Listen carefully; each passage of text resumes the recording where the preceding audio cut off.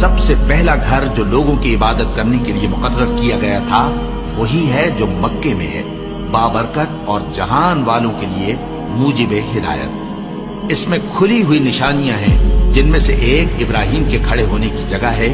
جو شخص اس مبارک گھر میں داخل ہوا اس نے امن پا لیا، اور لوگوں پر اللہ کا حق یعنی فرض ہے کہ جو اس گھر تک جانے کا مقدور رکھے وہ اس کا حج کرے، اور جو اس حکم کی تعمیل نہ کرے گا تو اللہ بھی اہل عالم سے بے نیاز ہے۔ اور جب ہم نے خانہ کعبہ کو لوگوں کے لیے جمع ہونے اور امن پانے کی جگہ مقرر کیا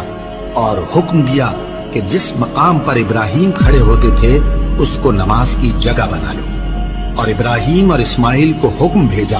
کہ طواف کرنے والوں اور اعتکاف کرنے والوں اور رکوع کرنے والوں اور سجدہ کرنے والوں کے لیے میرے گھر کو پاک صاف رکھا کرو۔ بے شک کوہ صفا اور مروہ اللہ کی نشانیوں میں سے ہیں، تو جو شخص خانہ کعبہ کا حج یا عمرہ کرے اس پر کچھ گناہ نہیں کہ دونوں کے درمیان چکر لگائے،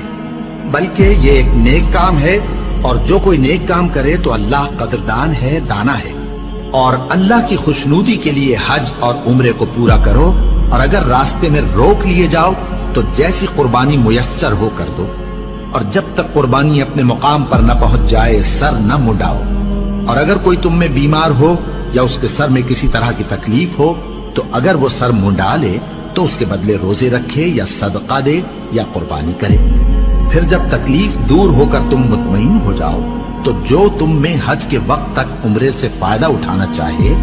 وہ جیسی قربانی میسر ہو کرے، اور جس کو قربانی نہ ملے وہ 3 روزے ایام حج میں رکھے اور 7 جب واپس ہو، یہ پورے 10 ہوئے۔ یہ حکم اس شخص کے لیے ہے جس کے اہل و عیال مکے میں نہ رہتے ہوں۔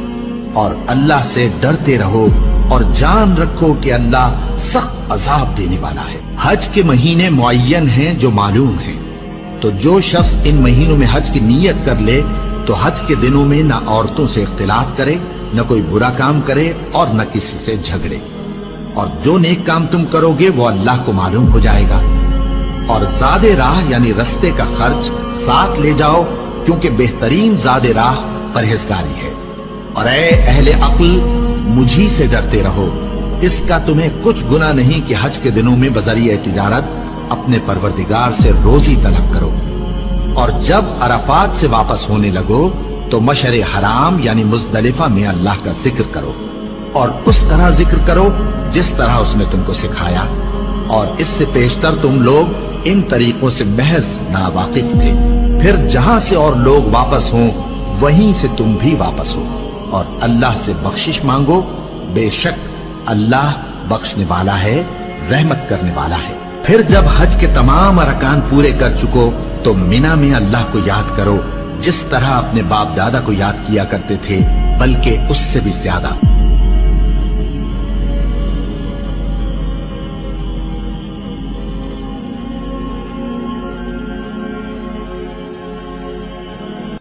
اگر تم پرہیزگار رہنا چاہتی ہو تو کسی اجنبی شخص سے نرم لہجے میں بات نہ کرو، تاکہ وہ شخص جس کے دل میں کسی طرح کا روگ ہے کوئی امید نہ پیدا کر لے، اور دستور کے مطابق بات کیا کرو، اور اپنے گھروں میں ٹھہری رہو، اور جس طرح پہلے جاہلیت کے دنوں میں زیب و زینت کی نمائش کی جاتی تھی اس طرح اظہار زینت نہ کرو، اور نماز پڑھتی رہو اور زکوٰۃ دیتی رہو، اور اللہ اور اس کے رسول کی فرما برداری کرتی رہو۔ طلاق والی عورتوں کو ایام عدت میں اپنی حیثیت کے مطابق وہیں رکھو جہاں خود رہتے ہو، اور ان کو تنگ کرنے کے لیے تکلیف نہ دو، اور اگر وہ حمل سے ہوں تو بچہ پیدا ہونے تک ان کا خرچ دیتے رہو، پھر اگر وہ بچے کو تمہارے کہنے سے دودھ پلائیں تو ان کو ان کی اجرت دے دو، اور بچے کے بارے میں پسندیدہ طریق سے موافقت رکھو، اور اگر باہم ضد اور نا اتفاقی کرو گے تو بچے کو اس کے باپ کے کہنے سے کوئی اور عورت دودھ پلائے گی،